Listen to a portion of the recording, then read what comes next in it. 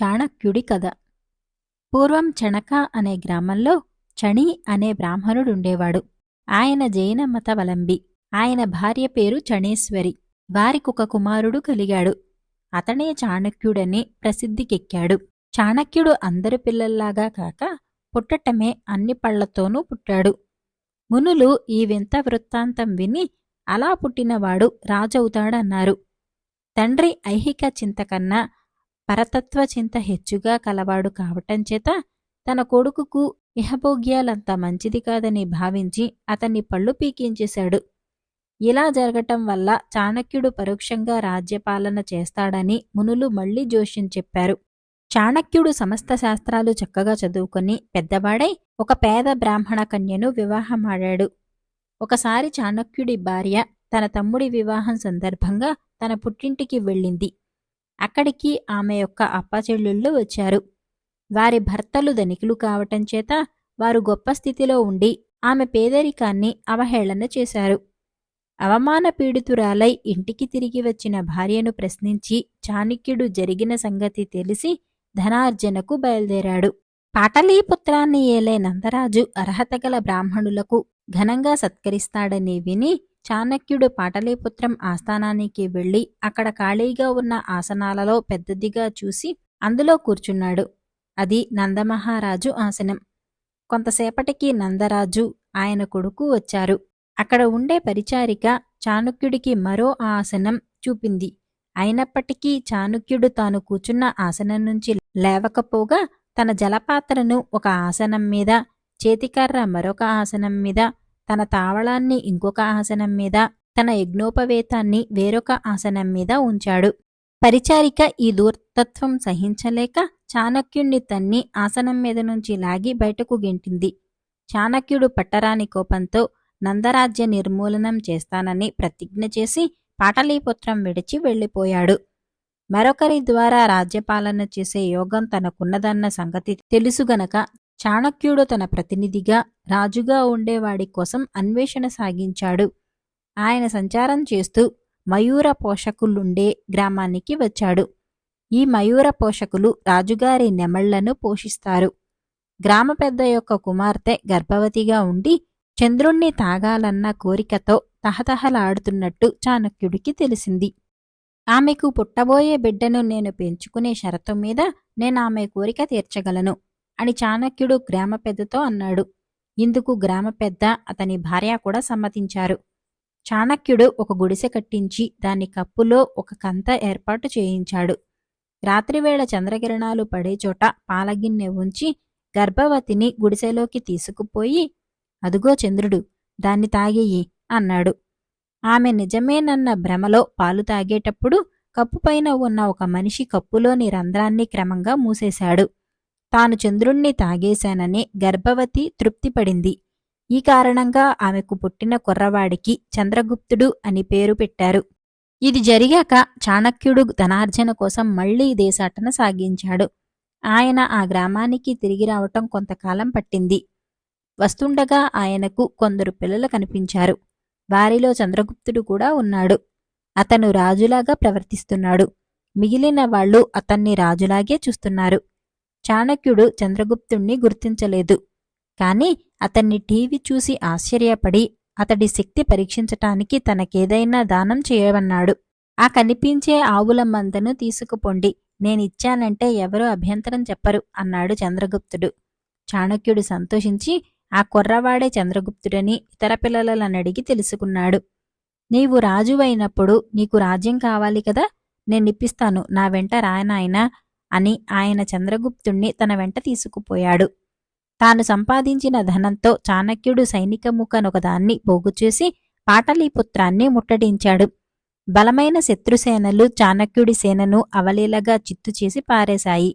చాణక్యుడు చంద్రగుప్తుడు ప్రాణాలతో పారిపోసాగారు. నందుడి సైనికులు వారిని తరుముకొచ్చారు. చాణక్యుడు చంద్రగుప్తుడు ఒక సరస్సు వద్దకు చేరుకునేసరికి వారిని తరుముకొచ్చే సైనికులలో ఒకడు దగ్గర పడ్డాడు. అప్పుడు చాణక్యుడు ఒక యుక్తి పన్నాడు. తాను తపస్విలాగా సరస్సు ఒడ్డున కూర్చొని చంద్రగుప్తుణ్ణి నీటిలోకి దూకమన్నాడు. అశ్వికుడు చాణక్యుడున్న చోటికి వచ్చి, ఇటుగా ఎవరన్నా పరిగెత్తుకుంటూ వచ్చారా అని అడిగాడు. చాణక్యుడు నీటిలో ఉన్న చంద్రగుప్తుడికేసి చూపాడు. వెంటనే సైనికుడు గుర్రం దిగి తన కత్తి పక్కన పెట్టి నీటిలో దిగటానికి కవచం విప్పసాగాడు. ఆ క్షణంలో చాణక్యుడు లేచి సైనికుడి కత్తి తీసి వాడి కంఠం తెగవేశాడు. తర్వాత చాణక్యుడు, చంద్రగుప్తుడు ఆ సైనికుడి గుర్రం మీద ఎక్కి పలాయనం సాగించారు. అప్పుడు చాణక్యుడు చంద్రగుప్తుణ్ణి, ఆ సైనికుడు నీటిలో ఉన్న నిన్ను చూసినప్పుడు నీకేమనిపించింది అని అడిగాడు. కర్తవ్యం గురువుగారికే తెలుసుననుకున్నాను అన్నాడు చంద్రగుప్తుడు. దీనిని బట్టి చంద్రగుప్తుడు రాజై తాను మంత్రి అయినప్పటికీ అతను తనకు విధేయుడై ఉండగలడని చాణక్యుడు గ్రహించాడు. ఇంతలో మరొక అశ్వికుడు వారిని తరుముతూ వచ్చాడు. చాణక్యుడు వాణ్ణి కూడా యుక్తితో చంపేశాడు. ఈసారి ఆయన భటులు ఉతికే చాకలినొకణ్ణి, రాజుగారు మీ చాకలి వాళ్ల మీద అలిగి నిన్ను పట్టుకోవటానికి సైనికుణ్ణి పంపుతున్నారు అని భయపెట్టి పంపేసి వాడి స్థానం తాను ఆక్రమించి చంద్రగుప్తుణ్ణి నీటిలోకి పంపాడు. రెండవ అశ్వికుడు చచ్చాక ఇద్దరూ పలాయనం సాగించారు. తిండికి మాడుతూ వారిద్దరూ ఆ సాయంకాలం ఒక గ్రామం చేరారు. ఎవరు తిండి పెడతారా అని చూస్తూ గ్రామంలో నడుస్తుండగా ఒక ఇంట వారికొక విషయం గోచరమైంది. ఒక బీదరాలు వయసు మళ్ళినది తన పిల్లల కోసం వంట చేసి కంచాలలో వడ్డించింది. ఒక కుర్రవాడు ఆత్రంగా అన్నంలో చెయ్యి పెట్టేసరికి చెయ్యి చురుక్కుమన్నది.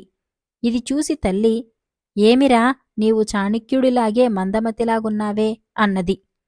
ముక్కు మొగము ఎరుగని ఆ పేద స్త్రీ తనని అంతమాట అన్నందుకు ఆశ్చర్యపడి చాణక్యుడు ఆ ఇంటిలో ప్రవేశించి ఆమె అలా అనటానికి కారణం అడిగాడు. ఒక చివర నుండి చల్లబడిన అన్నం తింటూరాక వీడు కంచం మధ్యనే చెయ్యి పట్టి కాల్చుకున్నాడు నాయనా. చాణక్యుడులాంటి బుద్ధి తక్కువ పనే చేశాడు కదా. పరిసరాలు జయించుకుంటూ పోక ఏకంగా రాజధానినే ముట్టడించాడు అన్నది ఆ పేదరాలు. ఇది చాణక్యుడికి మంచి గుణపాఠమైంది. ఆయన హిమవత్కుటానికి వెళ్లి ఆ రాజ్యాన్ని ఏలే పర్వతకుడనే రాజుతో ఒక వడంబడిక చేసుకున్నాడు. దాని ప్రకారం పర్వతకుడు నందరాజును జయించటానికి చాణక్యుడికి సహాయపడాలి. అందుకుగాను అతను నందుడు ఓడినాక రాజ్యంలో సగం పొందుతాడు.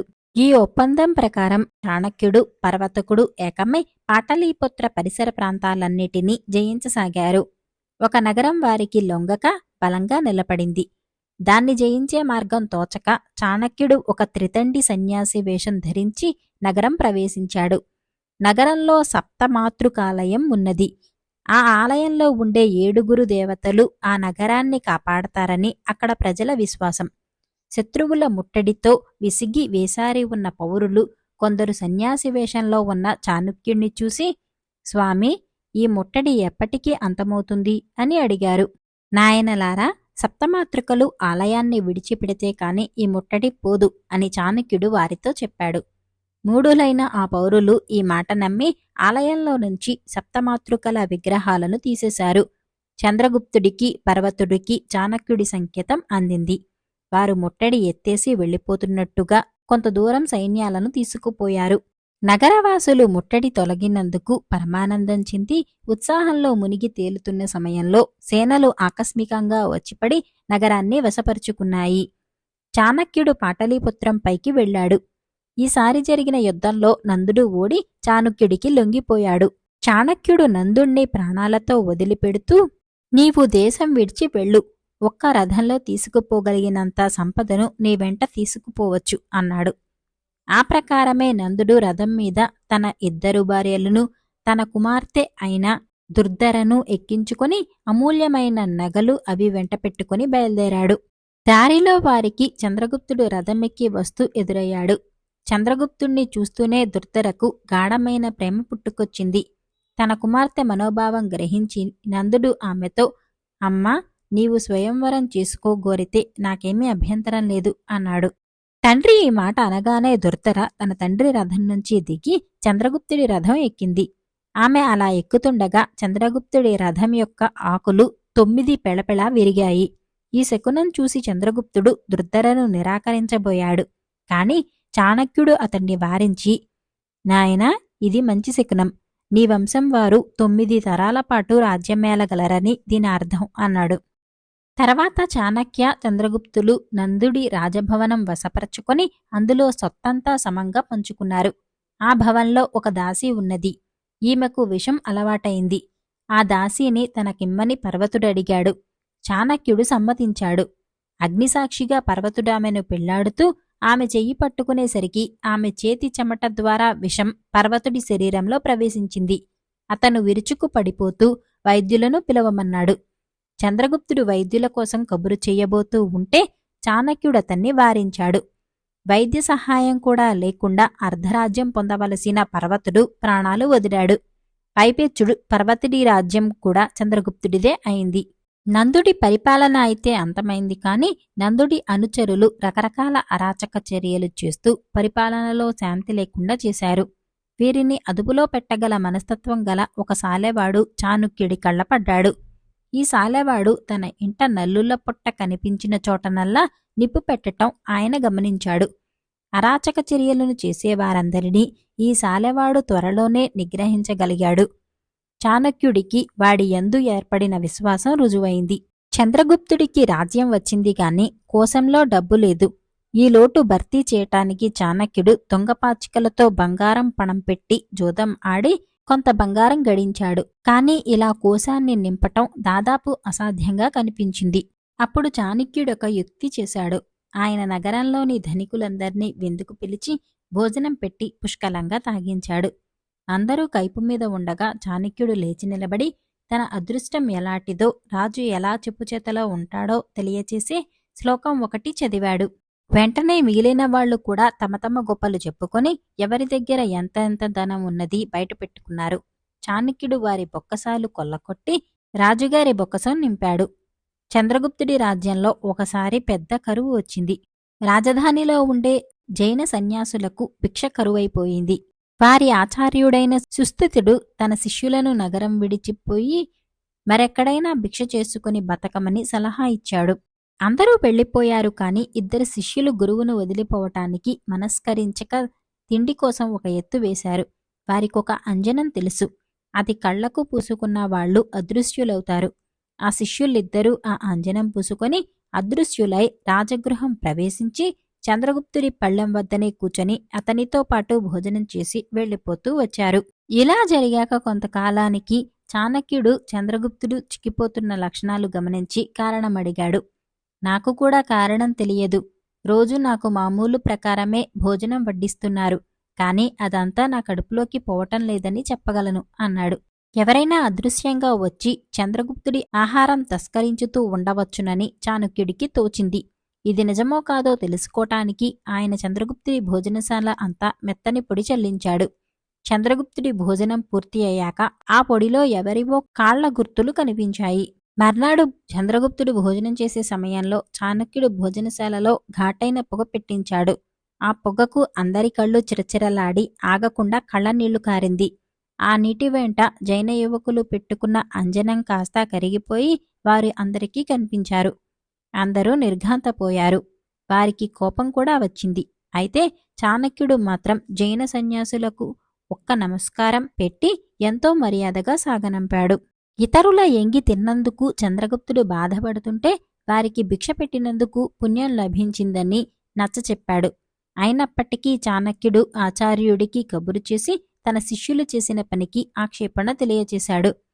తప్పు మీ పౌరులదే. మా సన్యాసులకు వారు భిక్ష పెట్టినట్టయితే ఇలాంటి పరిస్థితి ఏర్పడి ఉండదు అని ఆచార్యుడు జవాబు పంపాడు. అది మొదలు పాటలీపుత్రంలో జైన సన్యాసులకు విడవకుండా భిక్ష లభించే ఏర్పాట్లు జరిగాయి. చంద్రగుప్తుడిపైన ఎవరైనా విషప్రయోగం చేస్తారేమోనని చాణక్యుడు అతని ఆహారంలో విషం చేర్చమని ఆజ్ఞాపించాడు. ఈ విషం మోతాదు క్రమంగా వృద్ధి అయి చంద్రగుప్తుణ్ణి ఏ విషము ఏమీ చేయలేని స్థితి ఏర్పడింది. ఈ సంగతి చంద్రగుప్తుడికి మాత్రం తెలియదు. దుర్ధర నిండు చూలాలుగా ఉండి ఒకనాడు చంద్రగుప్తుడి భోజనపు పళ్ళెం వద్ద కూర్చొని అతని ఆహారం కొంచెం తీసుకున్నది. అది బాగా విషపూరితం కావటం చేత వెంటనే ఆమె ప్రాణాలు వదిలింది. ఆ క్షణంలోనే అక్కడికి వచ్చిన చాణక్యుడు జరిగిన ప్రమాదం గుర్తించి అప్పుడే ప్రాణాలు వదిలిన దుర్ధర గర్భాన్ని చీల్చి అందులో నుంచి శిశువును లాగాడు. అప్పటికే ఒక్క బిందువు విషం శిశువులోకి ప్రవేశించింది. ఈ కారణం చేతనే ఆ శిశువుకు బిందుసారుడని పేరు పెట్టారు. చంద్రగుప్తుడు చనిపోయేనాక చాణక్యుడు బిందుసారుడికి తానే స్వయంగా పట్టాభిషేకం చేశాడు. అయితే బిందుసారుడి కింద ఎంతో కాలం మంత్రిగా ఉండలేదు.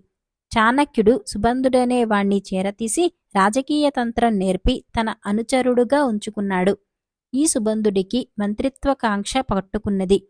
అతను బిందుసారుడితో చాణుక్యుణ్ణి ఎంతమాత్రమూ నమ్మవద్దని, ఆయన బిందుసారుడి తల్లి గర్భాన్ని చీల్చినవాడని చెప్పాడు. బిందుసారుడు విచారించగా ఈ సంఘటన జరిగిన మాట నిజమేనని తెలిసింది. దానితో అతనికి చాణుక్యుడిపైన ఎక్కడిలేని ద్వేషం పుట్టుకొచ్చింది. తన ప్రత్యర్థి జయించాడని తెలియగానే చాణక్యుడు తన భవిష్యత్తును గురించి వైరాగ్యం అవలంబించాడు. కాని ఆ ప్రత్యర్థిని మాత్రం క్షమించలేదు. సుబంధుడి పతనం కోసం ఆయన ఒక ప్రయోగం చేశాడు. ఆయన భూర్జ పత్రాలపైన ఏదో రాసి ఆ పత్రాలను, కొన్ని సుగంధ ద్రవ్యాలను ఒక అందమైన పేటికలో ఉంచి ఆ పేటికను తన పెట్టెలో పెట్టి భద్రంగా తాళం వేశాడు. అనంతరం ఆయన తన యావదాస్తిని పేదసాలకు దానం చేసి ఊరి బయట ఉండే చెత్తకుప్ప మీదకి వెళ్లి ప్రాయోపవేశం చేశాడు. ఈ స్థితిలో బిందుసారుడికి చాణుక్యుణ్ణి గురించి వాస్తవం తెలియవచ్చింది. అతను ఎంతో పశ్చాత్తాపడి చాణుక్యుడి వద్దకు వచ్చి మంత్రి పదవిని నిర్వర్తించమని ప్రాధేయపడ్డాడు. కాని చాణక్యుడు తన దీక్ష మానలేదు. బిందుసారుడు తిరిగి వచ్చి తన ఆగ్రహమంతా సుబంధుడిపైన వెళ్లబోసుకున్నాడు. సుబంధుడు తాను నిర్దోషినని, చాణుక్యుడి మనసు మారుస్తానని రాజుతో అన్నాడు. ఆ ప్రకారమే అతను చాణుక్యుడి వద్దకు వెళ్లి ఏవో అనునయ వాక్యాలు మాట్లాడుతున్నట్టే మాట్లాడుతూ నివురుగప్పిన నిప్పు కణిక ఒకటి చెత్తకుప్పలో జారి విడిచాడు. దానితో చెత్తకుప్ప అంటుకొని మండింది. చాణక్యుడు ఆ మంటలో బూడిద అయ్యాడు. బిందుసారుడి అనుమతితో సుబంధుడు చాణుక్యుడి ఇల్లు ప్రవేశించి ధనం కోసం ఇల్లంతా గాలించగా చాణుక్యుడి పెట్టెలో ఉన్న పేటిక బయటపడింది. దాన్ని తెరవగానే గుప్పున సువాసన పైకి చిమ్మింది. తర్వాత అతనికి భూర్జపత్రాలు కనిపించాయి. చాణుక్యుడి ధనం గురించిన రహస్యాలు అందులో ఉంటాయనుకుని సుబంధుడు చదివి చూసి తెల్లపోయాడు. సన్యాసి జీవితం గడపని వారు ఈ సుగంధం వాసన చూస్తే చచ్చిపోతారని భోర్జపత్రాలపై రాసి ఉన్నది. అది నిజమో కాదో తెలుసుకోటానికి ఆ సుగంధాన్ని ఒక మనిషికి గట్టిగా వాసన చూపించాడు సుబంధుడు. వాడు విరుచుకు పడిపోయి చచ్చాడు. ఎన్ని విరుగుళ్లు ప్రయోగించినా ఫలితం లేకపోయింది. తనకు అదే గతి పడుతుందనుకుని సుబంధుడు తన మంత్రిత్వానికి నీళ్లు వదిలి జైన గురువు వద్ద సన్యాసం పుచ్చుకున్నాడు. అది చిత్తశుద్ధితో పుచ్చుకున్న సన్యాసం కాదని బాగా ఎరిగి ఉన్న తోటి సన్యాసులందరూ అతన్ని చాలా హీనంగా చూశారు. చాణుక్యుడిపై కుట్ర చేసిన ఫలితం సుబంధుడికి దక్కలేదు. చాణుక్యుడు చచ్చి కూడా తన ప్రత్యర్థిని సాధించాడు.